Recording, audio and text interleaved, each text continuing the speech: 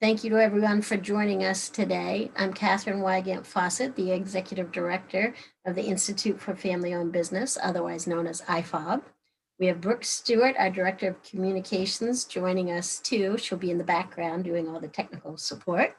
Thank you to PretiFlaherty and Maine Biz for sponsoring us today. We've muted everyone and turned off your video so we can focus on the presentation. We'll be recording this program for later viewing, and we'll send that email out to you afterwards. We'll also share the slides from the program, but we do want to make it as interactive as possible, so please send your questions into the chat feature. Towards the end of the program, we'll be putting a link to the survey in the chat, and please fill out this survey as it helps us build our programs. As many of you know, the IFOB is a nonprofit that helps family businesses succeed. We're offering nearly 75 programs this year, and we hope to open up later this fall.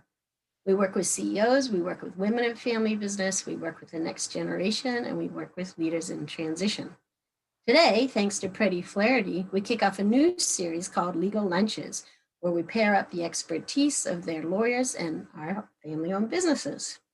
We had a little fun thanks to Gretchen Johnson from PretiFlaherty with the titles. As everyone knows, this past year hasn't been much fun, so we're having some fun with this. The topic is Never Say Goodbye, Employee Performance Reviews, Terminations, and Alternatives. We'll have legal expert Laura Rideout, partner with PretiFlaherty, give us the best practices.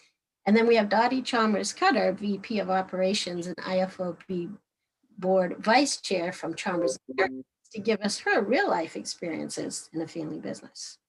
Our next topics for the legal lunches are Hit Me With Your Best Shot, Employees and Vaccinations. That should be a good one. People Are People, the most challenging employee personas and how to manage them. And then Working for the Weekend, working for the, team safety, including wage, hour, OSHA, and workers' comp in a post-COVID world presentation. So our next how-tos as one of our programs is virtual selling on Thursday, May 13th.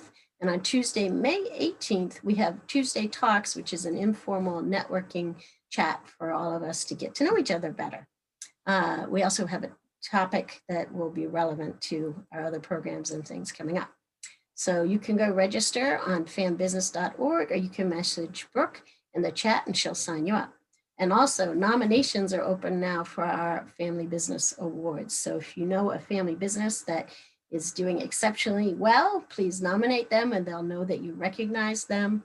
And mark your calendars for October 6th as we will celebrate with an in-person and virtual program, and it'll be live like the Oscars as we announce our family businesses. So now I'll turn it over to Laura. Thank you. Good morning, everyone. I think what we'd like to do is start off by having some introduction. So my name is Laura Rideout. I'm a partner at the law firm of PretiFlaherty, and I practice in my firm's labor and employment and litigation practice groups. We're very happy to be sponsoring the presentation today, as well as this 4-part series. And I look forward to being back in July to present on the next topic as well. A large focus of my practice is advising my employer clients about issues pertaining to their workforce, how to comply with these laws and regulations that extend various rights to employees, and managing risk. A large component of my practice is helping clients defend claims when they're faced with complaints from current employees or departing employees. And I'm very thrilled to be presenting on this topic today because it's something that impacts my clients day in and day out, how these performance management processes work, how to make decisions regarding termination. And I think one of the interesting little value addeds that we're trying to include today is talking about how the pandemic has potentially impacted these things and what can be done to mitigate those impacts. Thanks, Laura. And my name is Dottie Chalmers Cutter, and I am Vice President of Operations at Chalmers Insurance Group. So I'm a 4th generation. And I will not be providing the legal perspective today. I'm going to leave that to Laura. But what I can share today is sort of Chalmers' story a little bit and how our performance management system has really kind of developed over the last several years. And I'm excited to kind of share it. I have passion towards it.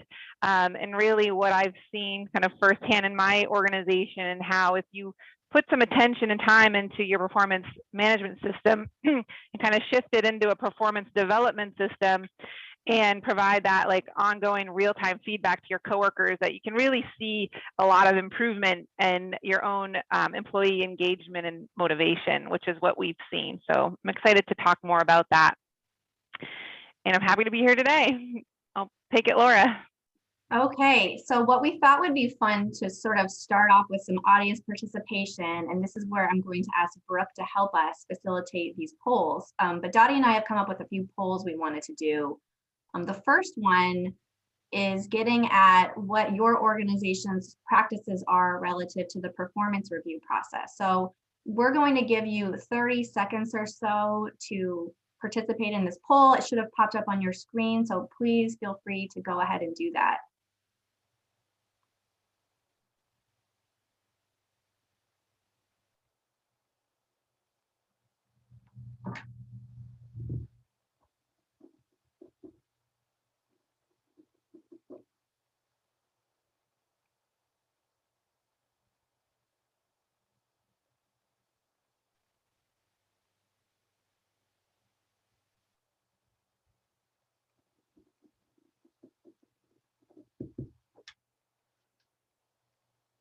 Okay, so I'm looking at the results now. This is really interesting. It looks like a good number is split between organizations that are doing annual performance evaluations and then organizations that are sometimes doing performance evaluations but not doing so on a consistent basis. And then there's a smaller segment who are doing biannual or even more than twice a year. So that's great. Why don't we turn to the next poll?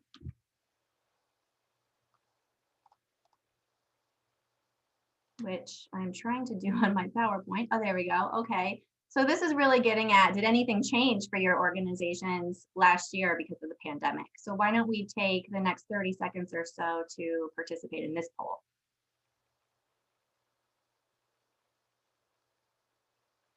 And I'll rely on Brooke to help facilitate that. Okay, you guys should see poll number 2. Sorry about the delay there. Go ahead and add this in. No problem.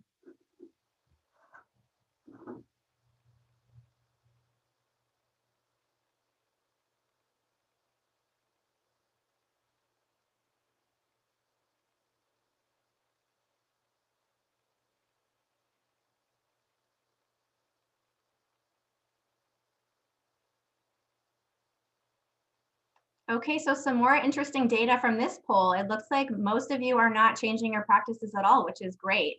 And some respondents are saying that they just sort of stopped doing performance reviews altogether, or that the performance reviews have continued, but they've changed in some way. So we'll come back to these topics throughout the presentation, but definitely interesting to get a sense of where you're all at in that regard. So why are performance reviews important? Dottie and I were thinking sort of the best way to start this presentation and to lay the foundation for what we're going to talk about is explain to you, why this matters and why it's important for employers to put some thought into this. Obviously, the primary reason for having a good performance management system is that it's the best way to develop the workforce and have the most efficient and productive workforce. It's also a great opportunity to set clear performance expectations and to engage in goal setting with individual employees. It's also sort of a natural way to have to facilitate a formal check-in process with employees, an opportunity to carve some time out to address issues that otherwise fall between the cracks in the day-to-day, work life. And it's going to help guide decisions that organizations make about promotions, pay increases, or demotions or transfers or layoffs, that sort of thing. So a lot of good data gets generated during the process, which becomes important later on down the road. Performance reviews also, not only are they generating data related to individuals and individual performance, but they can also create information that's useful for you to assess how various departments are performing, or how to compare one department to another department, or how to compare, how successful supervisors or managers are across departments. And then of course, why am I presenting on this topic as an attorney? The ancillary benefit is that, of course, there's always a risk that if you have to terminate an employee, a departing employee could potentially bring a claim.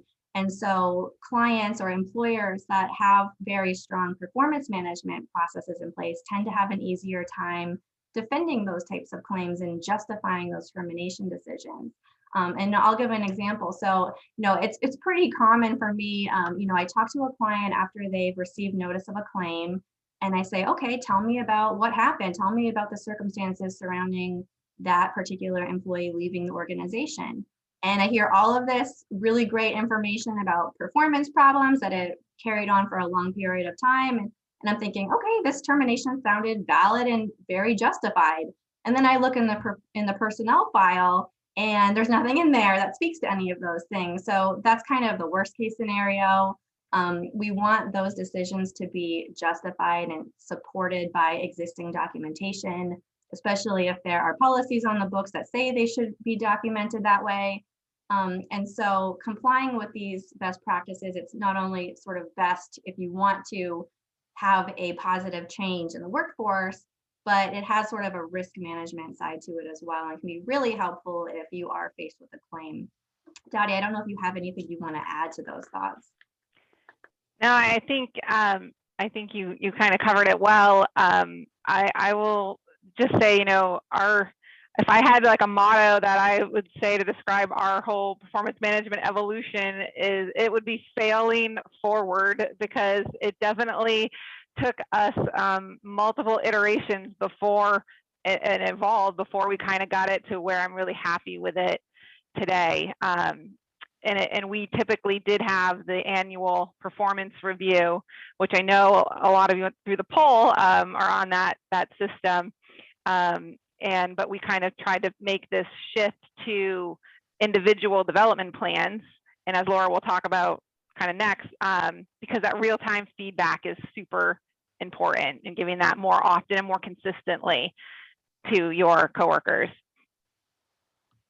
So that's a great segue into the next slide. What are the components of a great, effective performance management system? The first is that there should be a goal setting component to it. What goals did the employee accomplish during the review period? And what goals do we want the employee to be accomplishing in the upcoming review period? And was there improvement on those areas? Is that something we're going to be continuing to work on, or are we shifting focus to new goals and new areas for improvement, that sort of thing? We also don't want to be focusing only on the negative. We also want to accentuate the positive. And it's really important to sort of almost think of a performance management process or performance review process as almost a SWOT analysis, where we're looking at strengths and weaknesses, and also opportunities and threats, things that are potentially impeding an employee's ability to be successful, and are there ways to mitigate that? There's also, and I don't know, Dottie, if this is something that you do internally, but it's also oftentimes very helpful to incorporate a self-evaluation component to the process. So you're gauging how the employee is looking at his or her own performance, and sometimes that can be really telling. Yeah, one of our iterations, Laura, did include kind of the self-evaluation, but we've kind of been able to shift with the individual development plans. Essentially, it's every month they're looking at their plan with their manager. However, about every week or every other week, they're having bi-weekly or weekly check-ins, and they're talking about their performance, and they're getting recognition from their manager, but they're also talking about their successes, things that have gone well, some roadblocks that they've had, and it's also an opportunity for them to ask their manager, what they need from their manager for help. So again, it's kind of like that real-time ongoing feedback, because what we found is that with the annual review, it was like, let's wait one time a year to talk about all the things we did right or wrong over the course of a year. And coworkers don't want that, right? They want to know, like, if I'm doing something wrong, why are you going to wait for my annual review to tell me what I'm doing wrong? Like, I want to know now. So we found that having those frequent weekly or biweekly touch bases with our manager is a way for them to get that ongoing feedback. Yeah, that's very important. And that's another component that any performance management plan should have. It should incorporate at least a once a year opportunity for a two-way face-to-face conversation between an employee and a supervisor to go over those issues. And one of the things Dottie mentioned earlier, which I think is really important here, is that words do matter. How we describe the performance review process could change its connotation or how it's perceived.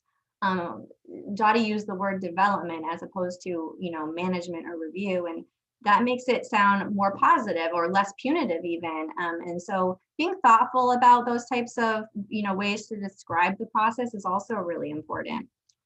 And then the last bullet on this slide, before we move on to the next slide, it has to do with performance improvement plans. So performance improvement plans, I think, are something that have fallen out of favor to some extent in many organizations. They are another tool in the toolbox that can be used that I did want to touch upon if other efforts to improve performance have been unsuccessful. So for instance, you have been doing these periodic, more formal review process, whether it's annual or biannual or more frequently as Dottie described. But what if it's not, what if it's not moving in the right direction? The performance improvement plan is almost sort of like a last resort, final warning type of opportunity to point out to that employee what needs to be done in order to move in the right direction. And a good performance improvement plan will do a couple of things. It's going to establish in a very concrete fashion what the expectations are. It's going to set a timetable for the improvement to happen, and it's going to say what the consequences of falling short are going to be, whether that's termination or whether that's something short of termination, like identifying additional opportunities for skills development or training, moving that person to a different department or a different supervisor, or otherwise. There's not necessarily always a one-size-fits-all solution, and it depends on the circumstances. So with that said, the next slide is going to be a slide for Dottie to cover. And this gets into what she does internally in this regard. Sure. So this is a lot to look at, and I'm going to kind of walk you guys through a little bit quickly. But so this is an example of our individual development plans, and what we kind of did is we made this shift in mindset. So we, from a manager as a boss to a manager really as being a coach. And we wanted to design an individual development plan that would kind of develop, inspire, and motivate our coworkers to be at their best as often as possible. So what we did is we came up with this template, and it's really consists of about 1 to 7 goals. And those goals align with our corporate goals too, because we want it to be in sync. But also the goals align with leadership competencies that we also want them to be proficient in, and as it applies in the world of work.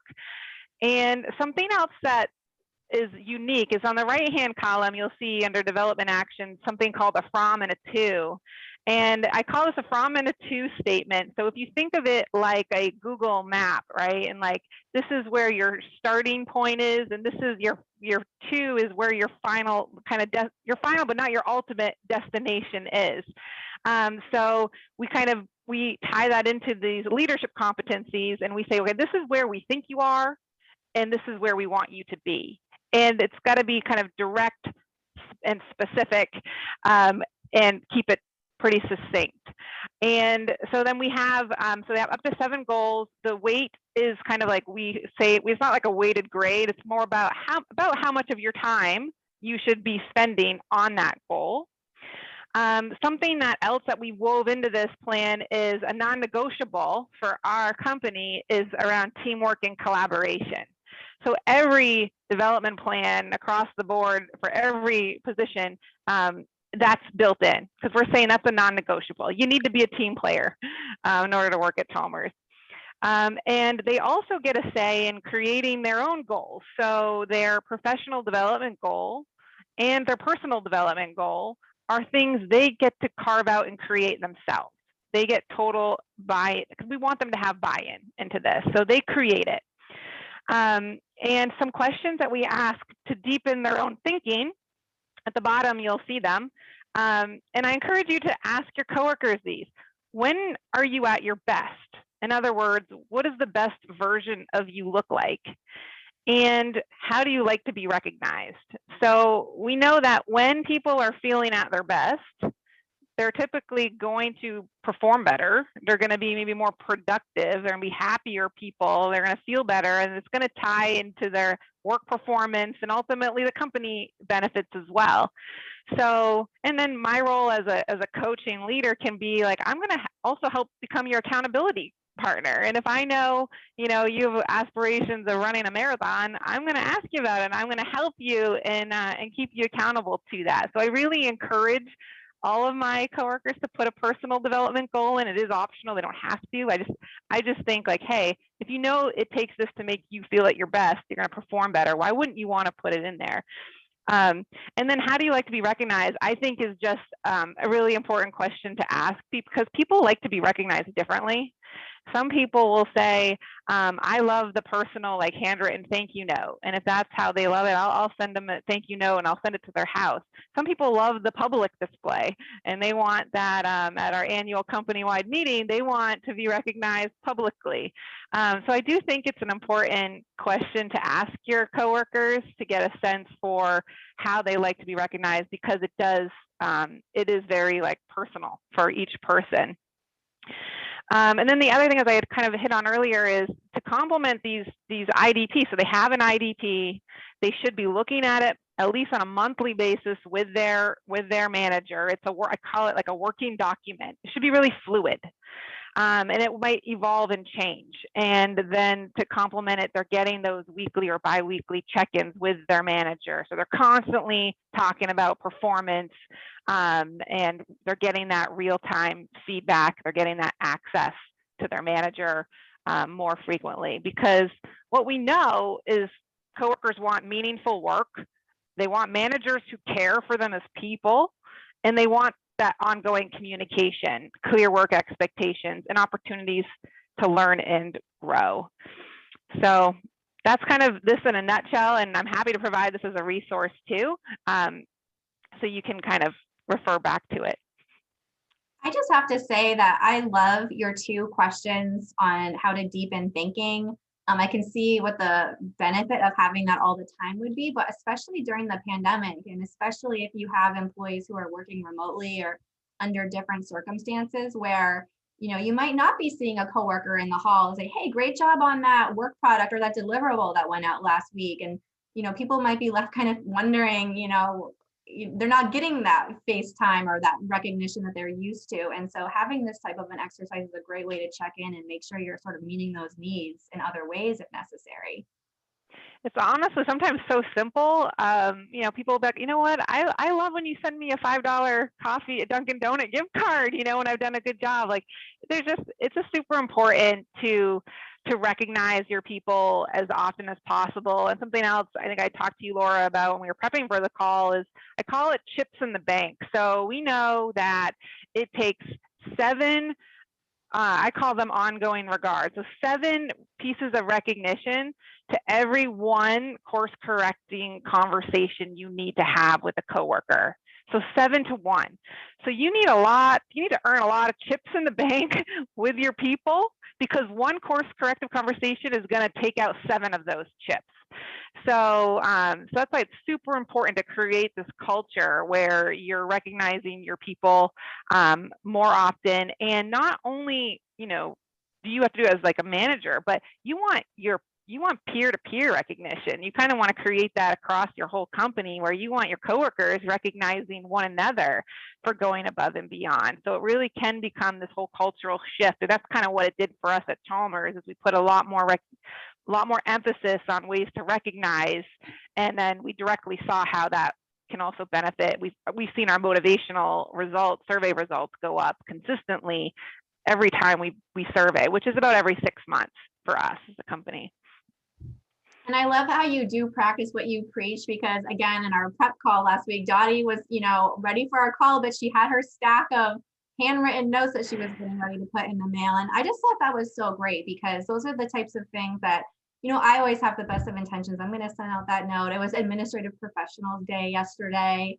And sometimes we get busy and we let those things slide a little bit. So I love that reminder that taking the time to do those steps is really important and can have a huge impact. It can have a huge impact, and doesn't have to be. It doesn't have to be a whole lot. Like I even do little like things like birthday cards and work anniversary cards too. That's another thing that honoring people's work hire date can be really meaningful to that person. And what I'm finding is by doing that, the coworker is so excited that they are now like taking a picture of my happy anniversary card and they're posting it on their personal Facebook page. They're tagging me in it as well. And then, you can see all like the comments from people like, wow, Chalmers sounds like a great place to work. Wow, I wish my employer did that, So something so simple like that, but it's really been paying off for us. So yeah, huge morale impacts. That's great.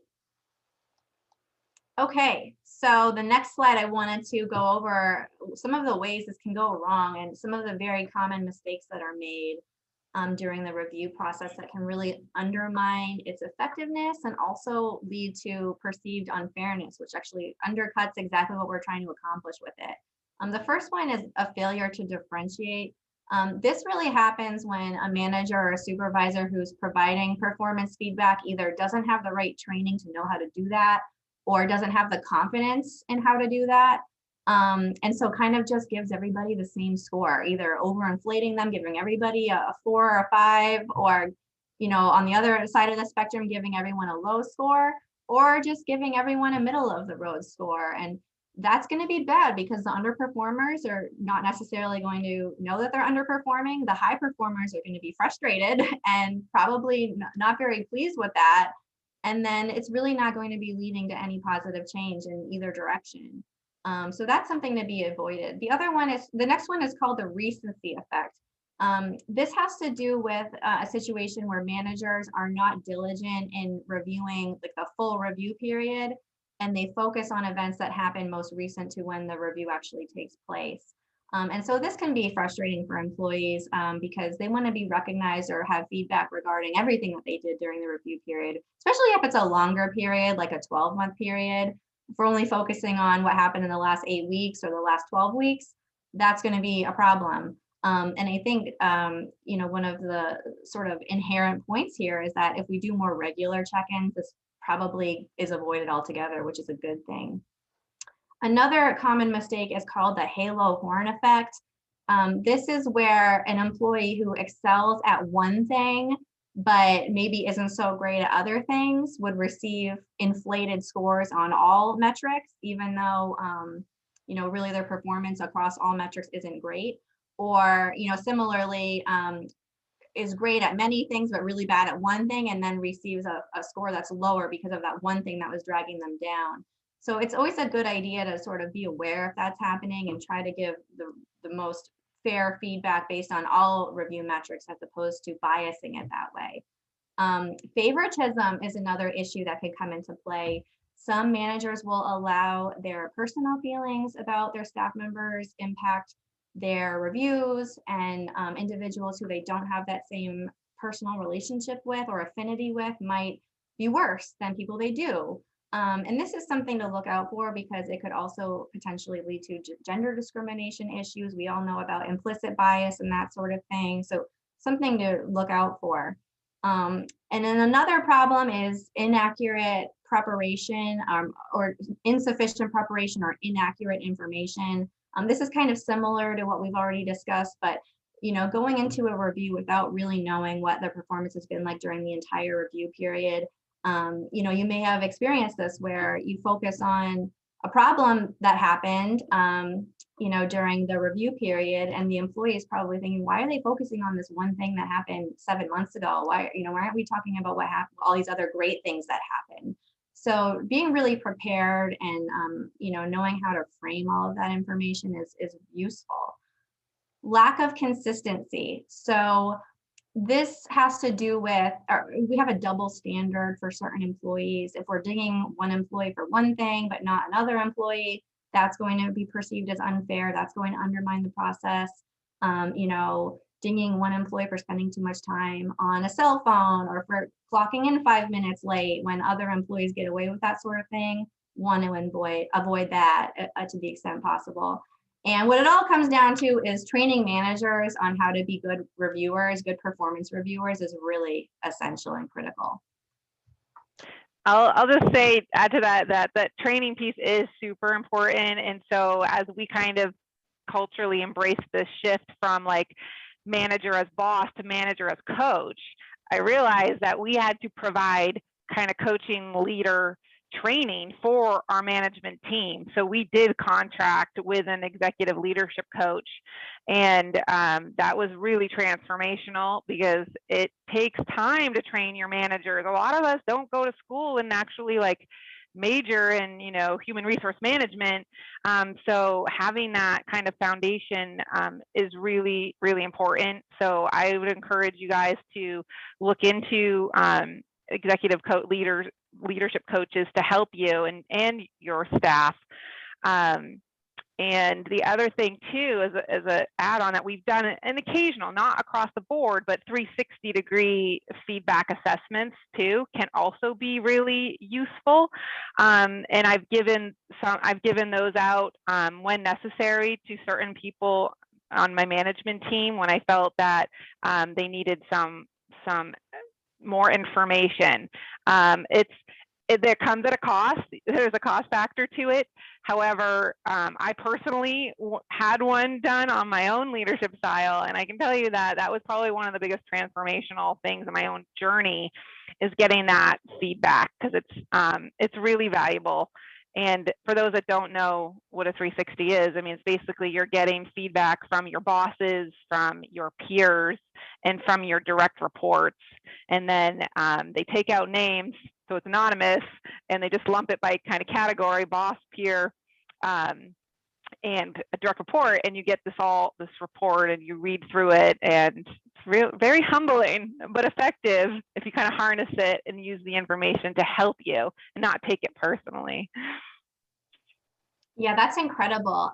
You know, I know based on my own personal interactions, the idea of having managers undergo review, whether from their own subordinates or from their higher ups, can sometimes be seen as a negative, and they don't want that. But how valuable to understand where there's room for improvement and to make a meaningful difference. Because the reality is, you know, this process can be really challenging. If you have to confront somebody about repeated problems, especially if you've tried to coach them on it and there hasn't been an improvement, that's tricky. Some people's personality style is to avoid it or, you know, to try to not take the most effective approach for dealing with that. So any feedback or training that can be given, it's going to look different for every organization, depending on budget, depending on, you know, what the management structure is like. But there are ways to try to provide that training and that support in order to make a meaningful review process. So how does COVID change things? We know from the poll that for most of you, you've been sort of carrying on with your existing performance review process, which is great. Some things to consider here are the fact that, you know, we know there's pandemic fatigue going on. We know that people are becoming burnt out. We know that women are leaving the workforce at unprecedented rates right now in the phenomenon that's being called the she session. I actually gave a separate presentation on this not too long ago that I spent an hour talking about all of the factors leading to this she session, labor market crisis. But we know that our employees are stressed because of the pandemic, because of childcare responsibilities, because of caregiving responsibilities, you know, all sorts of things. It may make sense to modify or change the metrics that are being used to evaluate employees to take some of these things into account. You know, does it make sense to relax deadline expectations? If an employee has had to pivot and work in a different department because of internal changes that have happened, if an employee is adapting to working remotely, you know, taking into account all of these things, making sure that the communication with the manager is where it needs to be in order to promote the ideal circumstances for great performance, all things that are worthwhile to account for. And I think the bottom line is that it's okay for there to be some flexibility in this process. You know, a lot of clients that I've talked to just didn't do performance reviews last year. There were too many other things to focus on. You know, it was something that just didn't happen. Others carried on. Others did modify what the criteria were that they looked at, or find ways to recognize employees for, for example, if they couldn't achieve their 2020 or 2019 numbers in one area, were they doing things that were productive in another area that merited recognition, that sort of thing. And then what I've heard a lot of is organizations kind of going away from this yearly formal review process and trying to do more regular periodic check-ins, kind of what Dottie was talking about, establishing a more regular communication process for feedback to be provided, especially when there's remote work situations happening, to kind of keep that line of communication open. We when we pivoted to kind of a work from home situation, we've been actually operating this way for about over a year now. We kind of found it easier in some ways because privacy issues were easier to conduct now that our coworkers were home. My managers felt more comfortable being able to have like a Zoom check-in with their direct reports, and because they were home and there were no peer colleagues within earshot, it actually made for like really good, meaningful, quality conversations. So that's something that I'm now really cognizant of as we start to kind of bring people back, is that we'll have to think about the privacy concerns again. But that actually was a kind of what I call a COVID win, was having it be a lot easier in that sense to check in with our people in the privacy of their homes and know that they're going to remain confidential. But utilizing Zooms and everything for us is pretty plug and play, and because we already had the IDP process in place and those weekly check-ins with their manager, we're able to really do that virtually pretty easily. What an interesting silver lining from remote working, to have that better communication. I've noticed that personally for myself with my higher ups, where we are having more video conferences. We are picking up the phone more and talking, whereas before, maybe you have to get in the elevator and go to a different floor, or maybe you have to walk down the hall and the door is shut, that are on the phone. So I don't know, in many ways it has been great. I do wonder about more junior employees in the workforce who maybe don't have that pre-existing relationship with their coworkers or with their supervisors, and how they're being impacted by working remotely. So I guess another point to throw in is to make sure mentorship is still happening with more junior employees or people who are newer to the organization. And Dottie, I don't know if you've had to deal with any issues like that, or how you mitigated that. We actually we hired 9 coworkers last year during COVID, and we did them all remotely via Zoom interviews. A lot of them are very, I call green, new to insurance, young. So we just found that we did partner them with mentors. Again, just doing it virtually through Zooms was effective.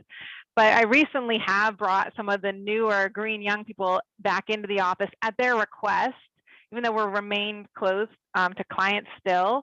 They kind of were missing that that camaraderie that you get when you're collaborating in person, and the energy being around another new hire that's also similar in age can give you. So I guess it's just knowing when to be flexible as an employer and do what's right for your coworkers, and I kind of boil it down into, I call it the 3 C's, really: communicate, coach, and care. And if you follow those 3 C's, like you're not going to go wrong. So just, and recognizing that these are strange times we're living in, understanding, having that right empathy with the coworkers that are struggling, and being able to kind of relate. I know too, I got 3 young kids. I know it's hard. So more empathetic you are to your workforce, I think, is also kind of appreciated. 100%. So that leads us to our takeaway slide for this topic of performance management and performance reviews. And the first thing is, there's not going to be a one-size-fits-all or a magic bullet that works in every organization. As Dottie suggested, she went through this really interesting process of trying a bunch of things before landing on a scenario that worked well for her and her organization. And that's, normal, and that's great. another thing is we want the feedback in the process. I guess the number one consideration really is to make sure that the feedback that's being provided is tied to goals, and it is tied to those specific performance expectations. We want everything to sort of center around that. We don't want the performance review process, whether it's yearly, whether it's monthly, whether it's, you know, some other interval of time. We don't want it to be a substitute for real-time continuous feedback. We want employees to know when they've done something wrong, when it happens, so that they have an opportunity to correct it. It's going to be perceived as unfair to them if they're learning about it for the first time 5 months down the road during their performance review or that sort of thing. So that's something to avoid. I love Dottie's tip about chips in the bank. We want to focus on the positive so that when we do have to raise these more negative issues, we have sort of that credibility for that to be successful.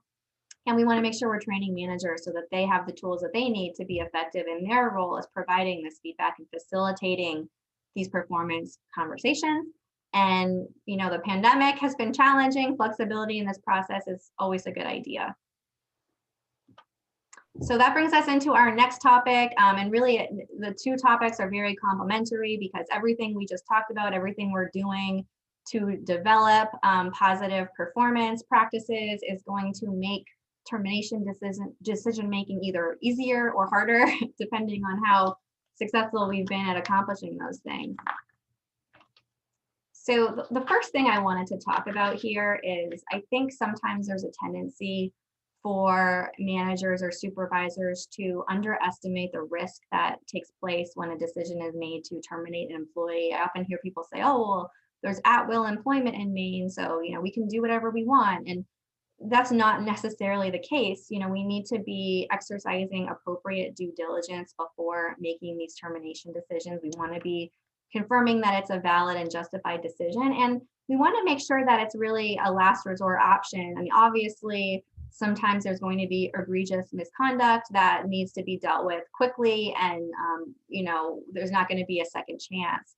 But in many other cases, you know, recruitment and retention and training is really expensive. And so, you know, we're going to want to make sure we tried everything else we could before we get to that point. And so really what I like to advise employers is to avoid the knee-jerk reactions. Sometimes there's a lot of emotion that comes into it, especially in the case of family-owned businesses, especially in the case of smaller organizations where everybody really knows each other and there's been misconduct that involves disloyalty or dishonesty. I mean, that can be really tricky and you just want that person out. But taking a moment to sort of assess the situation and plan and prepare for that decision is really important and is going to help you out. It's a good idea to give the employee an opportunity to sort of respond and state their case and take that into account when the final decision is being made. And if it's a performance-based termination, it's really important. It's always best if it's not coming as a surprise to that employee. So on that topic, you know, for a performance-based termination, it really should be a last resort. It really should be something that's been addressed already. It's come out in the performance management process. We've explored other alternatives before we've gotten to the point where we want to terminate someone based on performance. But if the problem isn't going away and, you know, the decision is made that it's time to cut our losses and move on and find someone else who can be more effective in that role, that's fine. But really good idea to assess to make sure those performance-based reasons for the termination are supported in the existing documentation. So what do the performance reviews say? If you have a progressive discipline policy, were there any verbal written warnings or written warnings that describe some of these performance issues or other misconduct issues? And does it support the reasons why we're now saying that this person needs to be terminated? Dottie, I didn't know if you had anything to weigh in here on ways you've tried to, you know, address these types of issues short of terminating somebody or before resorting to terminating somebody, like moving them to a different department or trying a different supervisor or that sort of thing. Yeah. First, I'll say, and I know she's on the call, so she's listening, but I was fortunate to land a very good HR manager, Jessica Orgo. She's on this call. And that was a huge asset to us, because recognizing that we kind of needed to bring in that expertise and we needed that true HR generalist. And I can't tell you how much I go to her to make sure, like, do we have a very well documented file? Is termination warranted? It really should be the last resort. And I remember my dad telling me, you know, when you fire somebody, Dottie, like, it shouldn't come as a surprise. You know, they should know that that this was coming. So I have always remembered that and kind of taken that approach. Have we had to make some shifts in supervisors? We've done that occasionally. However, I also believe that you shouldn't manage around the problem. You should manage the problem. So if there's an issue with this coworker and the supervisor, like, why is there an issue? Let's talk about that. You know, so I do think about that. 'Cause I'm like, well, I could give you a different manager, but really, like, is there a deeper underlying issue? Is it something that we can figure out? Have I made a change? Yeah, I have. But again, in this particular case, I can think of it was because the coworker was truly moving into a different department. So it was going to be a different manager anyway assigned. So it kind of worked out for the best. But yeah, just kind of trying to be consistent, have smart people employed that know HR as well. And I know your next slide will kind of talk a little bit more about termination, but yeah, those are kind of just my thoughts initial. Yeah, that's a really good point. You obviously don't want to put a Band-Aid on the problem by, and that could be demoralizing for the manager too. If you're, well, I'm taking this person away from you, we're going to try them here. I can see why you don't necessarily want to address the situation that way. You'd rather get at the underlying cause of the problem. Right. And that was we kind of had to just do that. It was it's a little, we call it scratchy sometimes, right? It's uncomfortable when we say scratchy, but really, let's take a deeper dive. Like, is the problem really the manager? Is it something different? Is it something as simple as maybe it's just the way they're communicating isn't the way you like to receive feedback? Let's fix that problem. So kind of hitting the problem head on. So this next slide, I think this is always a good idea. This is not to suggest that you should not terminate somebody who deserves to be terminated, but it might be a good idea to understand what is the potential risk associated with this decision. And if this person were to bring a wrongful termination claim, how would that look and how would we defend that? And so some sort of an effort to evaluate those things, I think, is really useful. So the first thing I would be looking at is, was this person a member, or is this person a member of a protected class? Did this person recently take a job protected leave? Does this person have an accommodation for a disability? Did this person recently make a complaint about something? And complaining is sometimes protected activity in disguise. Like if they're complaining about safety issues or something that they think is unsafe or illegal. It doesn't necessarily always look that way, but that's what they might claim it was later on down the road. So evaluating all of that is a good exercise to go through to see if there could be an issue there. And I kind of mentioned this already, but is that termination decision supported by the existing documentation?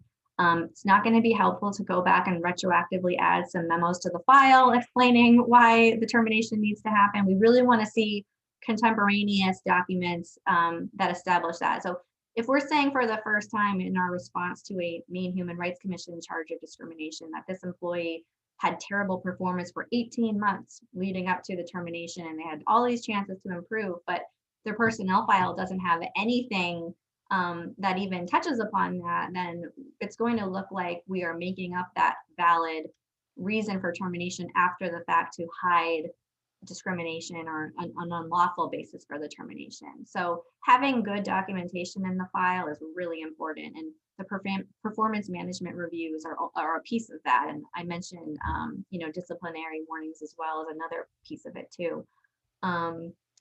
Look at what the incident is that triggered the termination, and is this a de minimis infraction that could look like a manufactured reason to get rid of the person? Is this a policy violation that is consistently applied to other people? For example, are we dinging this person for showing up late, but that person's going to be able to point to coworkers who also show up late for different reasons? a violation of a cell phone policy that is not uniformly enforced across the organization or in the employee's department.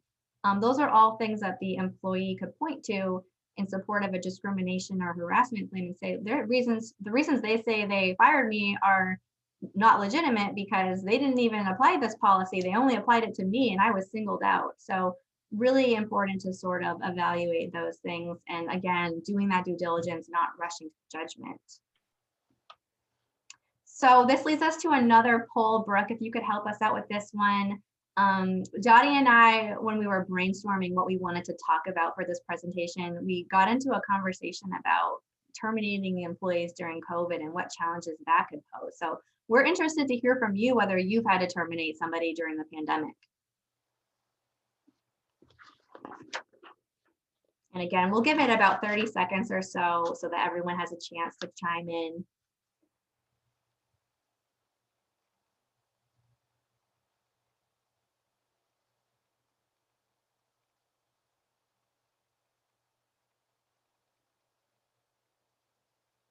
Okay, so most of you have not had to deal with this. I know Dottie recently had to deal with this and it posed some interesting additional challenges. And I'm sure Dottie wouldn't mind sharing some of those.